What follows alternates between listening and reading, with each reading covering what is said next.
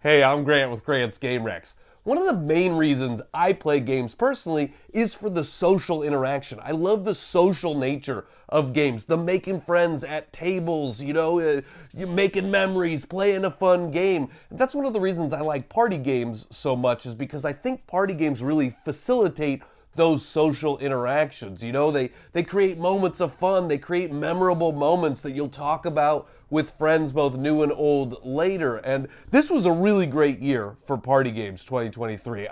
There are all 10 of these party games I think are great, and some of them are not only in my top 10 party games of 2023, they're now in my top 10 party games of all time. And I think the difference between number 10 and number 1 on this list isn't that great. I mean, all of these games are ones I would want to play regularly. So if you are looking for a social game, a fun game, a silly game, a game that plays a big group, a game that is easy to teach and learn and get to the table really quickly, all of these are great for that. Here are my top 10 party games of 2023.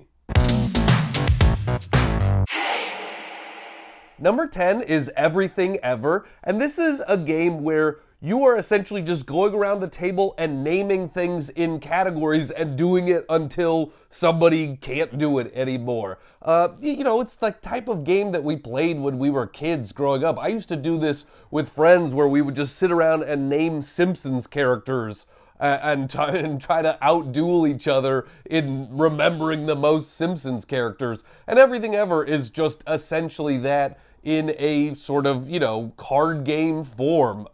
So it feels very familiar. The difference of this, rather than that sort of thing going around the table when you were kids, is that now there are a ton of different category cards in the box, and you'll always have to do two things. So you can't just think of one thing. There are always two categories on the table at a time, so you have to think of one for both of them, and then you have some in your hand, and you can change the category if you can't think of something. So, it's very familiar, it's very silly fun. It creates those fun moments where you were about to say something, and then the person in front of you says the exact same thing you were just about to say, and you're like, no, that was mine. Oh no, what do I say now? And so, it's just a quick sort of category naming game, and it's very fun.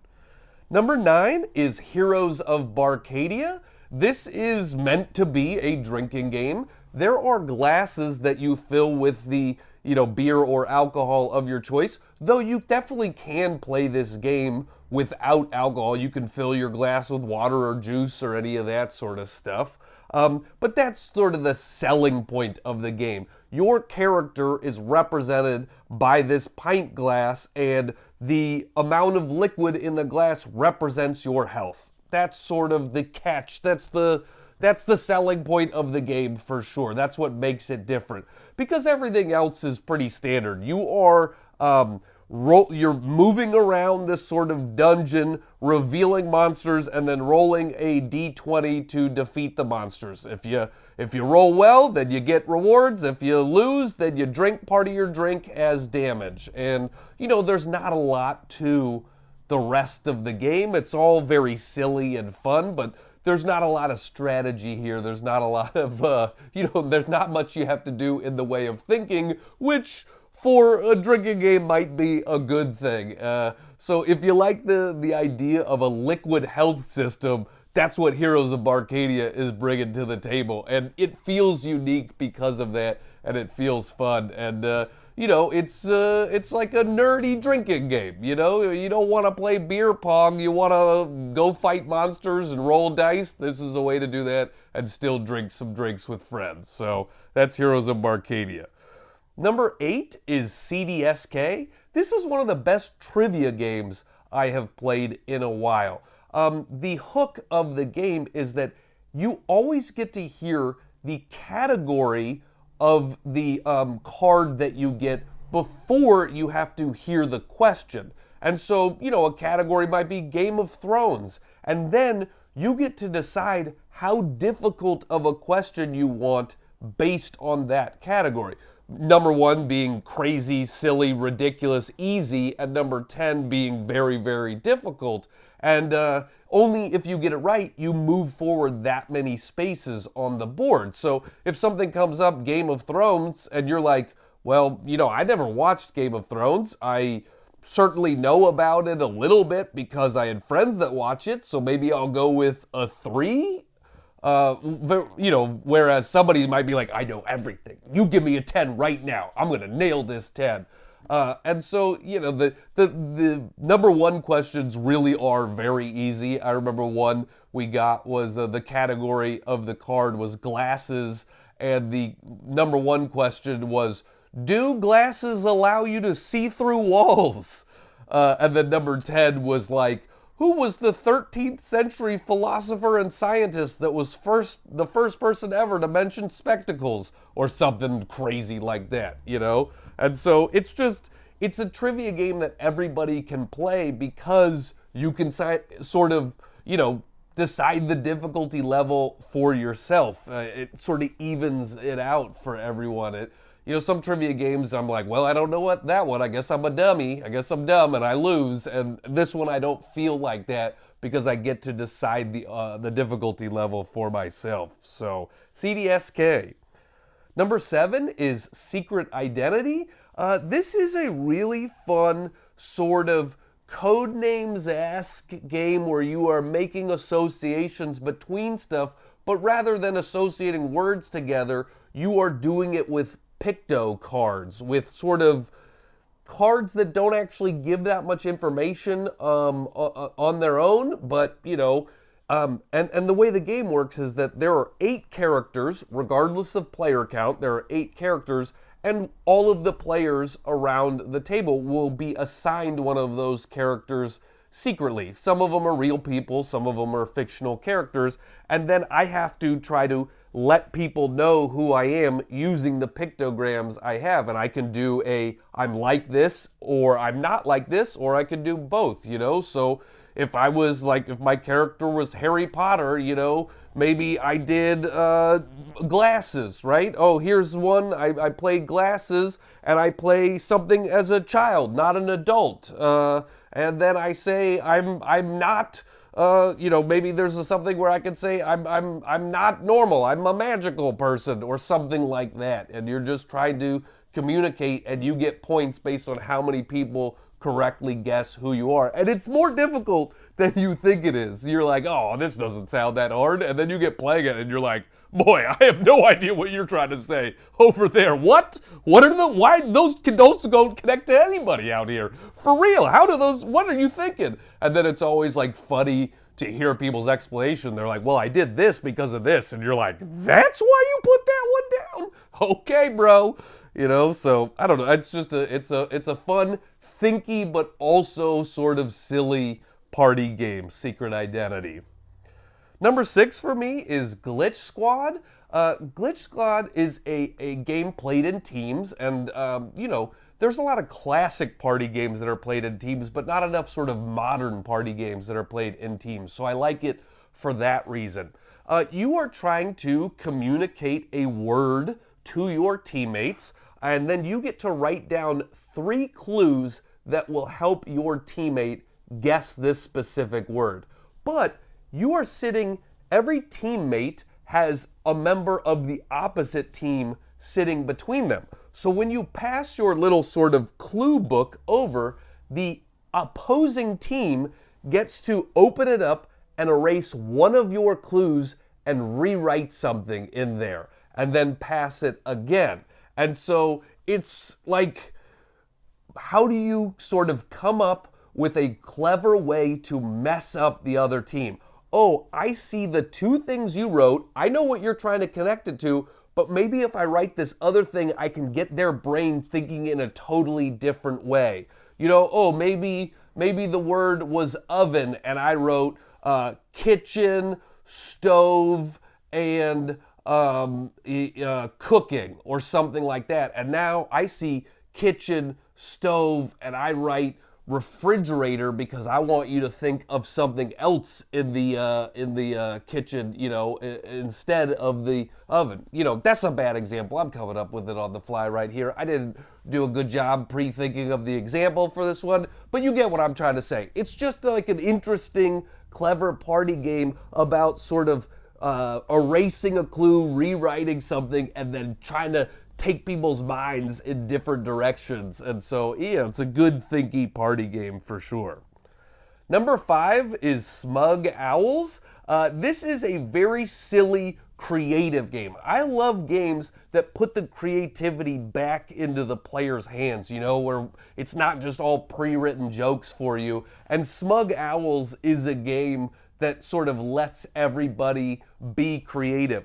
It's a kind of innovative system where they have a few decks of cards, and you're going to reveal cards from each deck, and that's going to build a riddle, kind of a silly riddle. And then you just try to come up with a funny answer to the riddle. Like, it can be whatever you want it to be. One of the sort of unique things about the game is the last person that can't think of an answer to the riddle becomes the judge for the round. And so you're like, man, I got nothing good for this one. Well, then you just get to judge everybody's answer. So it's not like a rotating judge. It's just whoever didn't come up with a clever answer for that one. And it kind of like takes the heat off of you, where you're like, oh, I don't always need to have a world-beating answer. I can just judge other people's answers. And then they can give out points any way they want. You get 3, you get 1, that sort of stuff. They can sort of, at their discretion, divide up the cards, and each of the cards is points. And so I think that's a fun way to do it. And, the riddles are always very silly. What's green but never new? And you're like, okay, let's come up with a funny answer to that one.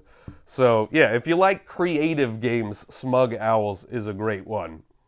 My number 4 is Trash Talk. This is a cooperative party game where one person plays as a raccoon, everybody else plays as opossums, and the raccoon is trying to communicate which words connect to different trash objects. You start the game with 3 random words out there, and then I am going to, behind a privacy screen, sort of connect these trash objects to the words, and everybody else has to cooperatively talk and figure out how I associated the trash objects with the words.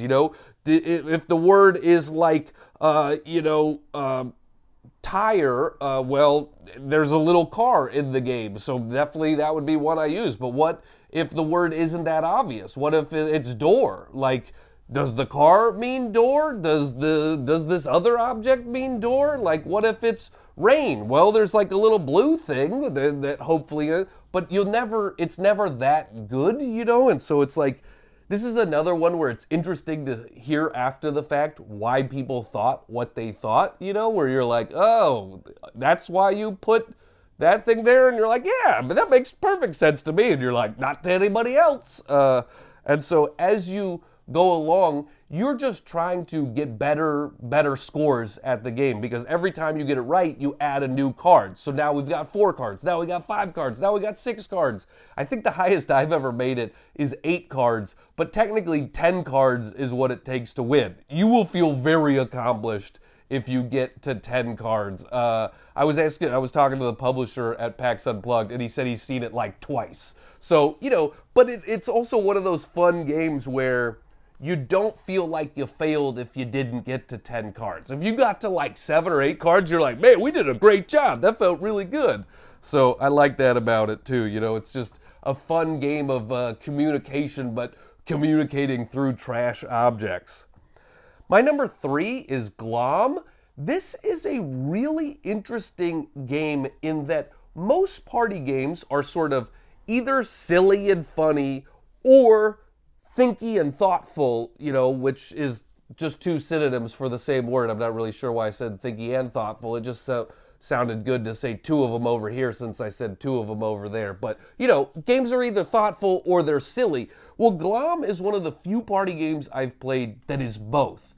Because the way the game works is you are flipping up a phrase card, and you have to rewrite that phrase using none of the words that are actually in that phrase. And so how do I say, let's be best friends, and communicate the idea behind Let's Be Best Friends, but not use any of those words. But then now you flip up a new thing and there's a restriction. You can't use any words with the letter A. So now I can't repeat any of those words, and I also can't use any words with the letter A. And then there's like a goal card that comes up, and also have the most words in your sentence. And so that's the thinky part, where you're actually trying to rewrite the phrase. Everybody's being silent and rewriting at the same time, but that's very, like, you have to be clever. You're like, okay, how can I say this thing in an interesting way and get across the meaning of it, but not say any of the things and not break any of the new rules? So that's the thinky part of it. But then when everybody reads off their phrases, oh, it's so dumb and silly. It's so funny to hear people what they rewrote. So actually, let me grab a few. I just want to do a few as like an example here. So I'm sure I kept some old things. So then, Let's Be Best Friends, I wrote, I want you in my life heterosexually. So, you know, that's a way to say that. So, what were some of the other ones? Just listen to some of them. If you look at the ample receptacle, it will not allow for water bubbles and will idle cold. That was a watch pot never boils. If you look at the ample receptacle, it will not allow for water bubbles and will idle cold. You know, so it's just really funny when people are like reading them off and stuff. I think it's a really unique, great party game, Clom. Number 2 is the dumbest game on this list, and I say that in a fun way. It's because it would be 2 if I didn't think this game was great, but boy, is it dumb. It's That's Not a Hat. This is a light memory game, but honestly, no matter how good you think you are at memory games, you will be bad at this game. And I love the sort of story of the game. You have gotten a gift, and then you are going to re-gift stuff to other people around the table. So you will show everybody, oh, I have a card, and this is a traffic cone. And then cards become face down, and you have to pass them and go, hello, I would like to give you a traffic cone. And then the next player can either say, thank you for the traffic cone, because they remember it's a traffic cone, or they could say, that's not a traffic cone, and then flip it up, and whoever was lying takes a penalty card. And stuff gets passed around all the time, so you're like, wait, what was that again? You know, like, someone's like, says it really confident to you, they're like, I would like to give you a birthday cake, and you're like, man, I don't think, was there even a birthday cake in this game?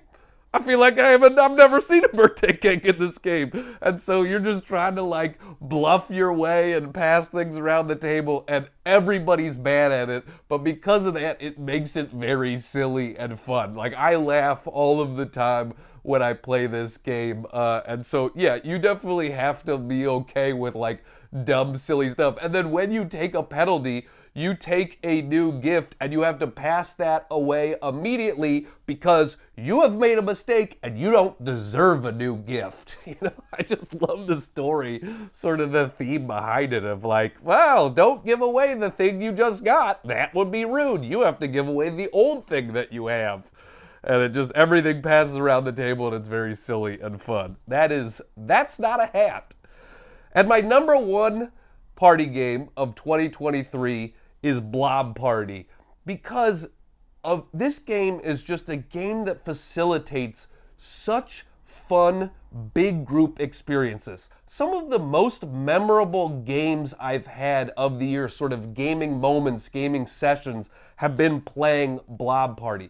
It is a game that plays up to 8 people, but it is only component limited. As long as you have a way for people to write things down, whether that be a dry erase, board and pen from a different game, or just a pen and paper, you can play this with as many people as you want, as long as they have a way to write stuff down. And when I say as many people as you want, I played 100-person game of this at PAX Unplugged. I hosted a party game night at PAX Unplugged, and that was one of the things I wanted to do, was like, let's see how many people we can get playing Blob Party together. And we got 100 people, and it was so much fun. So the way the game works is there are two sort of words that come up, and then you write a response to whatever those words are, whatever pops in your mind. You know, if it's a fictional animal, you know, write whatever fictional animal you think of,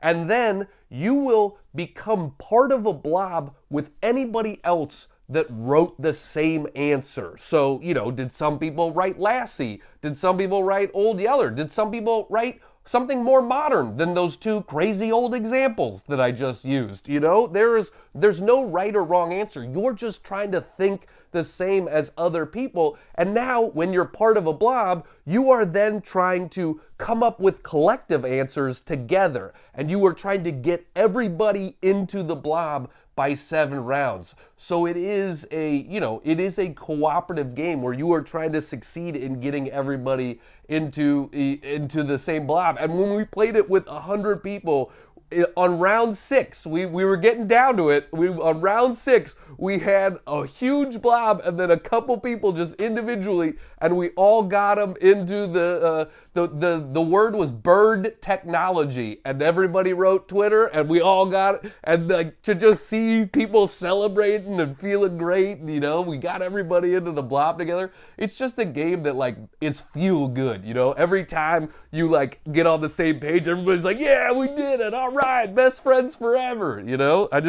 Blob Party has given me a lot of moments like that over the year. I got to play it with people at the World Series of Board Gaming. I got to play it with people at the Level Up Retreat. Every time I've had a great time playing this with strangers or friends alike. So definitely worth checking out Blob Party. Those are my top 10 party games of 2023. As I mentioned, I think any of these are really great games and are a fun addition to anybody's catalog. You know, the top few of these are definitely in my top 10 party games of all time now. And so, yeah, I love playing party games when I get a chance, and these were all great ones. So thanks 2023 for a great year of party games. So I'll be back with more of these top 10 category videos soon. So if you like this, make sure to subscribe, like, and share, and I'll be back with like my top cooperative games of the year, my top family games of the year, my top 2-player games of the year. I got a bunch of different category videos coming out, so I hope you enjoy this. I'm Grant with Grant's Game Rex.